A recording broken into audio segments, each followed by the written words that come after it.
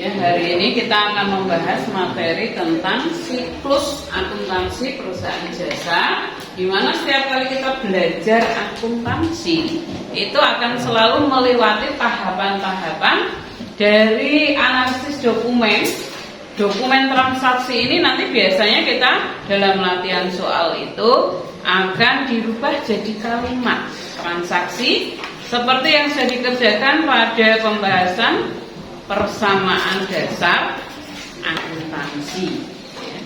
Nah, siklus yang dilewati pertama adalah kita menganalisis dokumen berupa nota.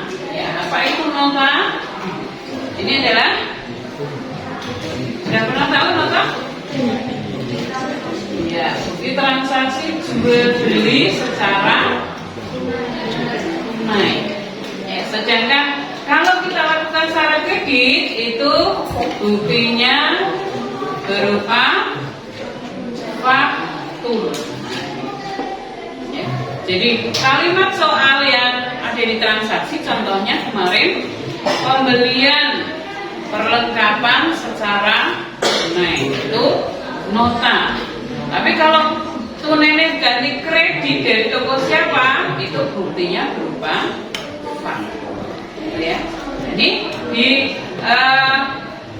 dijabarkan menjadi kalimat transaksi setiap kali kita belajar analisis transaksi pada sebuah perusahaan. Kemudian dokumen kedua itu kwitansi. Apa kwitansi? Penerimaan, ya, bukti terima atau bayar uang, sejumlah uang.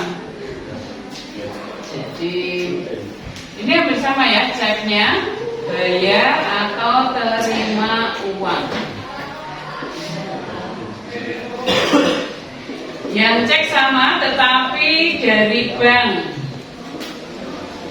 Apa yang dari bank? Belangkonya kalau cek sama kwitansi kan hampir sama ya.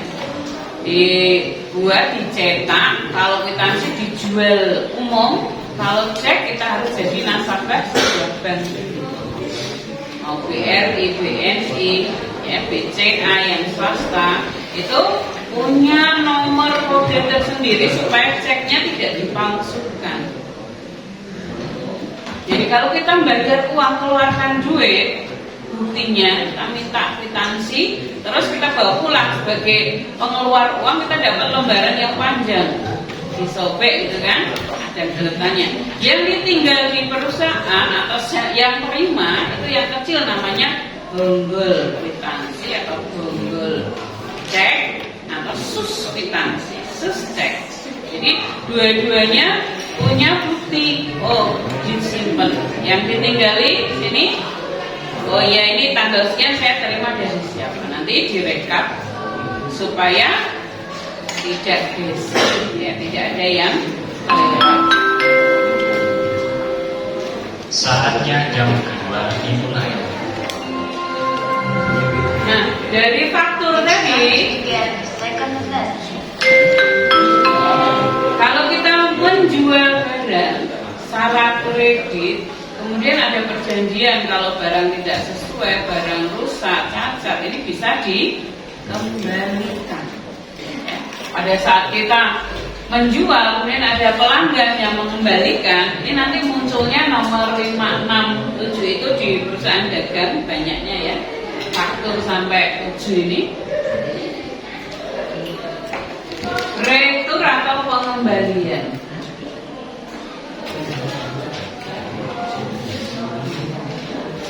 Ini sama, hanya kalau nota debit ini dari hasil, ini saya hapus sebentar ya.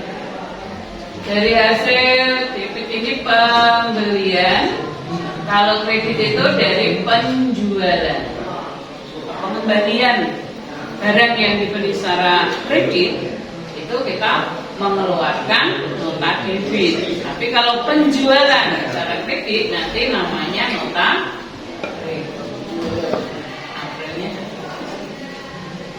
Kemudian unit giro itu sama dengan cek, tetapi tidak bisa langsung diminta tunai, hanya namanya pindah saldo.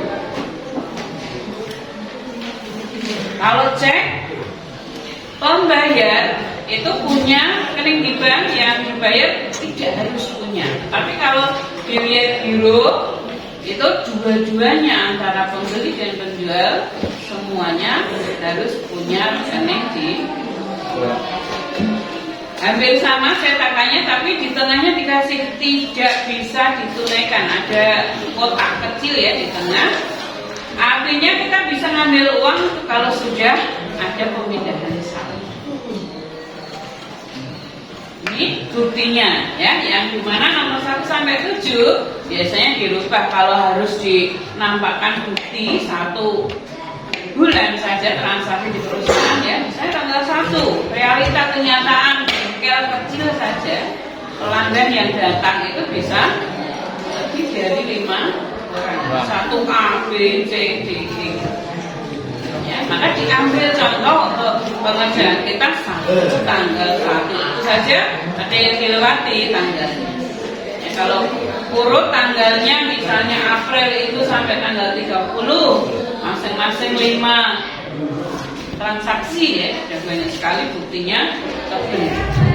Kalau dulu saya pas kuliah itu ada analisis bukti benar dihadapi nota faktur, kemudian kita harus milah.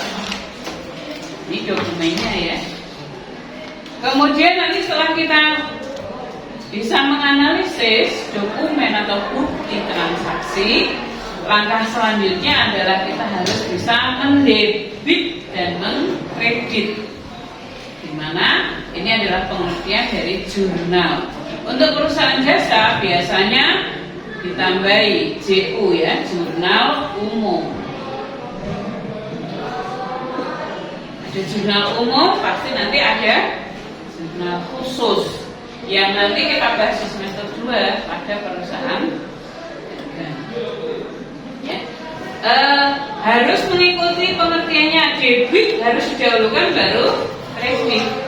Akun atau perkiraan, akunnya di breakdown jadi 5 untuk perusahaan jasa, nomor depan 1 sampai 5 ya.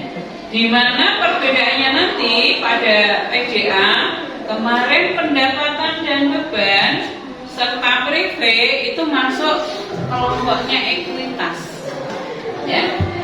Untuk pendapatan dan beban nanti di akuntansi ini berdiri sendiri ya, terpisah, sehingga analisisnya yang saya lingkari contohnya ini itu adalah perbedaan dari pendapatan, perlakuan pendapatan dan beban pada saat kita analisis untuk kemudian kita jurnal, kita debit atau.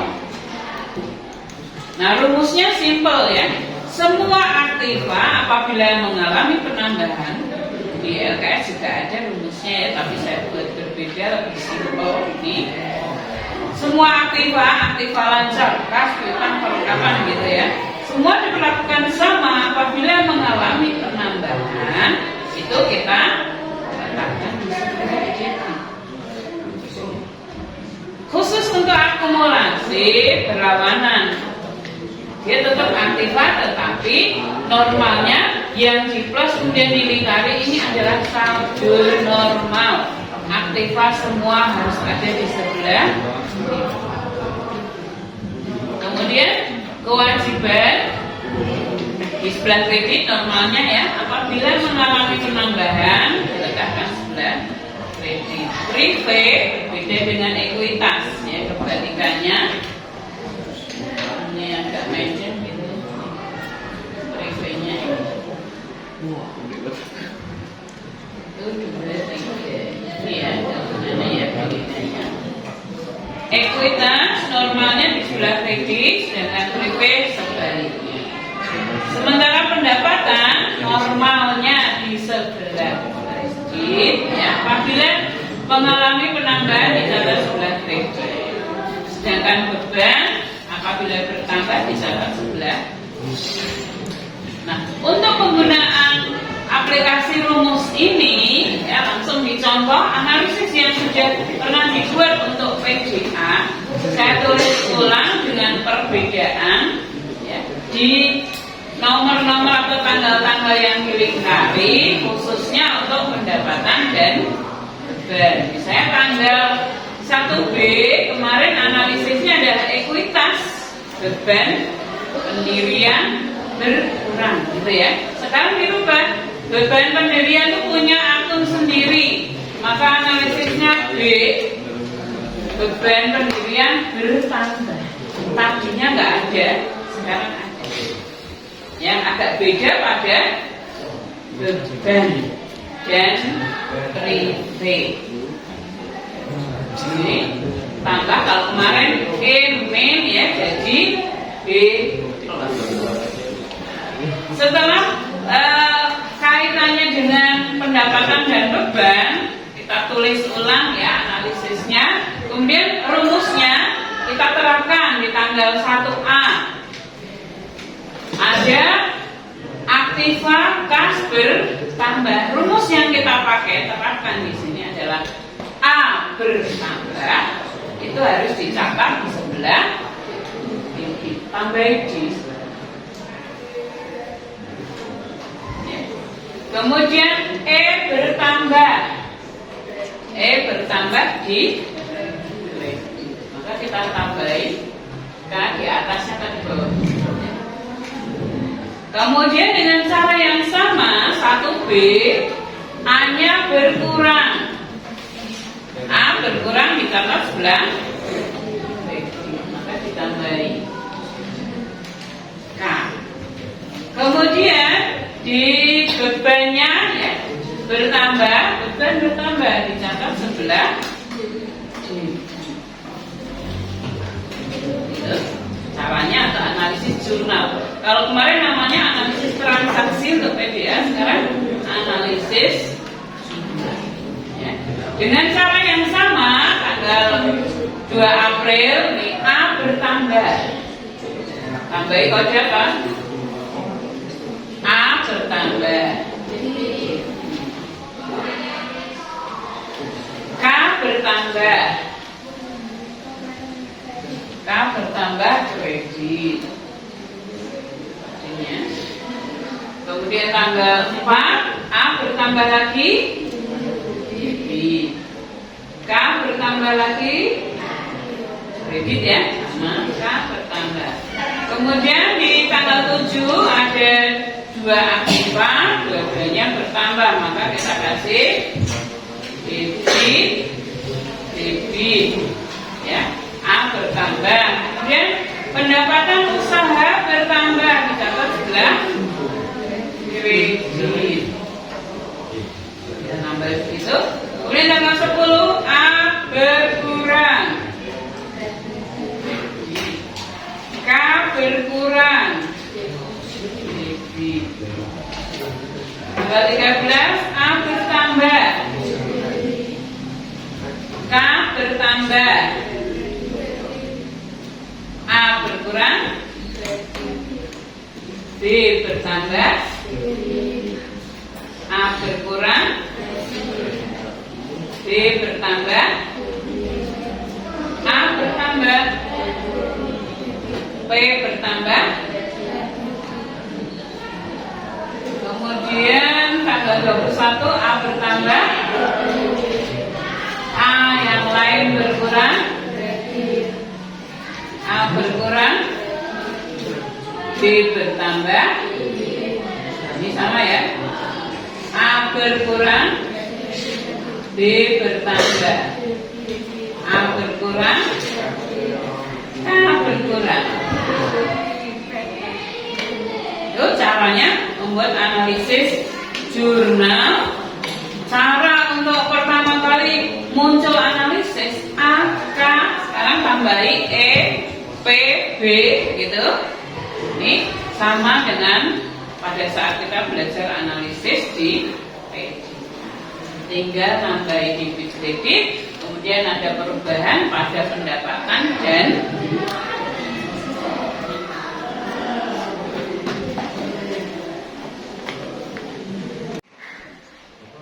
setelah dibuat analisis komplit ya dari tanggal 1 sampai 29 April, kemudian sudah kita kasih kode debit kredit, kita siapkan kolom jurnal.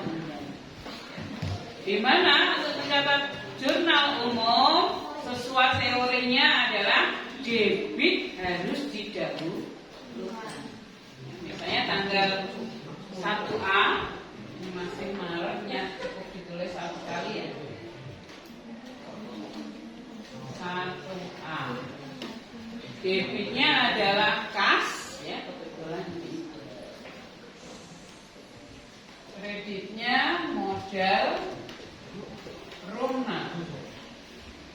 Keterangannya investasi. Yang dikasih sekat antar tanggal, nilainya 28 juta. Ini rupiahnya saya singkat ya, supaya cukup.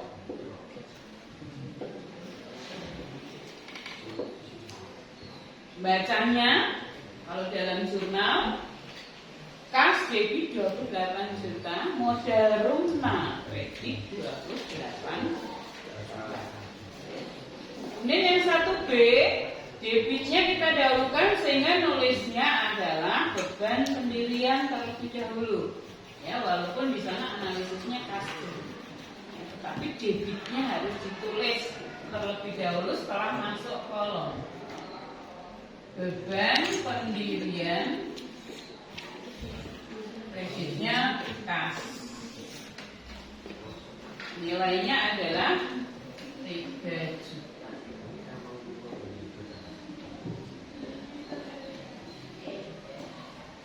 Yang kosong di sebelahnya di strip.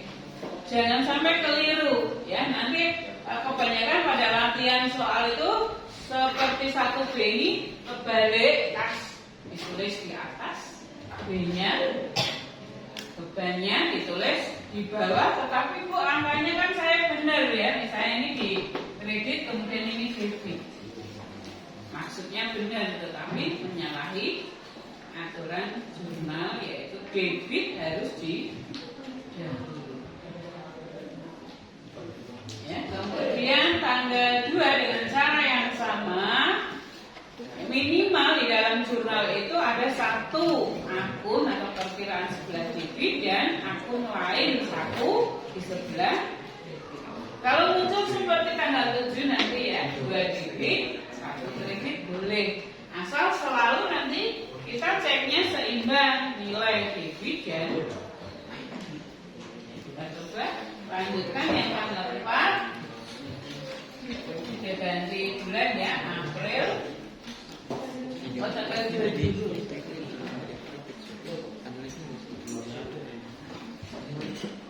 Tanggal 2 debitnya adalah perlengkapan.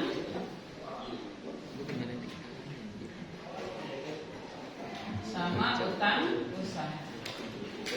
Nah ini yang kredit itu saya tulis agak menjorok ya, kalau kita ketik itu pakai tab masuk agak ke kanan ya, untuk menghindari kekeliruan angka maksudnya sebelah kredit dan debit. Utang usaha di sana ada namanya. Tanggal 4 itu nama krediturnya adalah Toko Harapan, dikasih keterangan. Nilainya adalah 6.500.000. Boleh gede banget.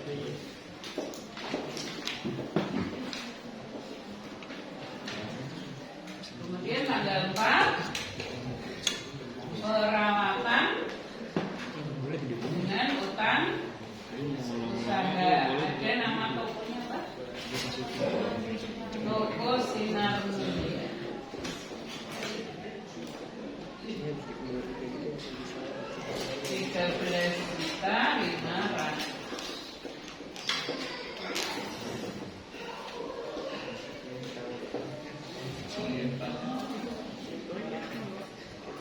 Ini tanggal 7 ada 2 debit kas, piutang dan pendapatan usaha. 1.500.000, 1.900.000, dividen 3.4. Walaupun ada 2 di debit, 1 debit, jumlahnya seimbang yaitu 3 juta. Gampang ya? Kalau analisisnya sudah benar, tinggal pindahkan ke kolom, itu lebih gampang. Ini tanggal 10, debitnya utang usaha dulu, kreditnya kas. Bayar sama siapa tanggal 10 keterangannya? Toko Harapan Jaya dikasih keterangan. Tadi kurang J ya, Jaya. Jaya. Berapa bayar utangnya? 3.500.000.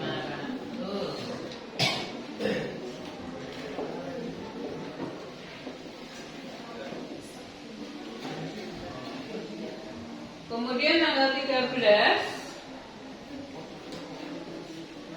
debitnya perlengkapan, kreditnya utang usaha ya. Ada namanya 13, Toko Harapan Jaya lagi.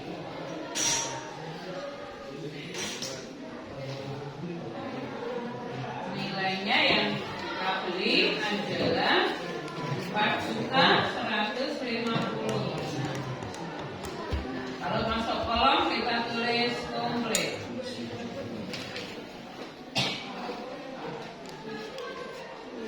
Mungkin yang masih cukup satu lagi tanggal 14. Beban telepon ya, debit kita dahulukan, baru kas. Nilainya berapa? 500.000.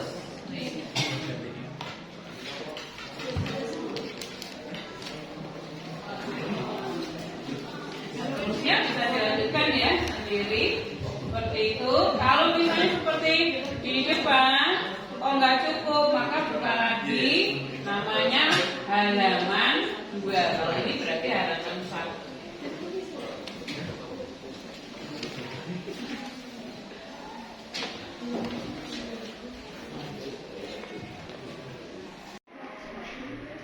Kita lanjutkan tanggal 15, debitnya adalah beban beban apa? Listrik, kreditnya kas.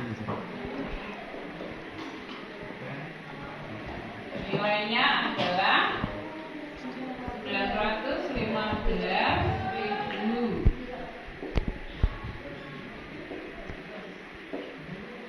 Yang tanggal 20, debitnya kas, kreditnya pendapatan usaha. Nilainya 8.970.000.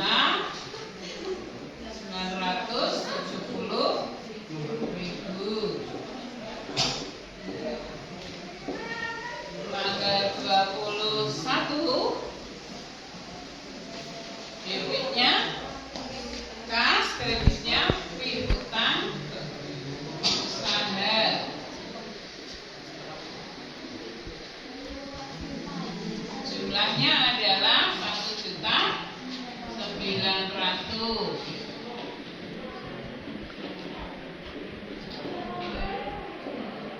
Tanggal 22, debitnya beban gaji, kreditnya kas. Totalnya berapa? 3.500.000.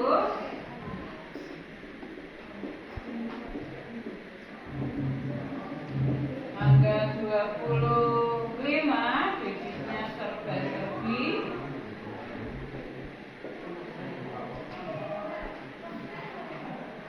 kreditnya kas. Totalnya adalah 340.000.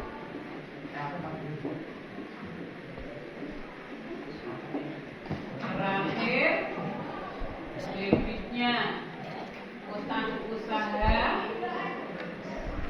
kreditnya kas. Kita bayar kepada siswanya tadi toko Harapan ya, Harapan Jaya.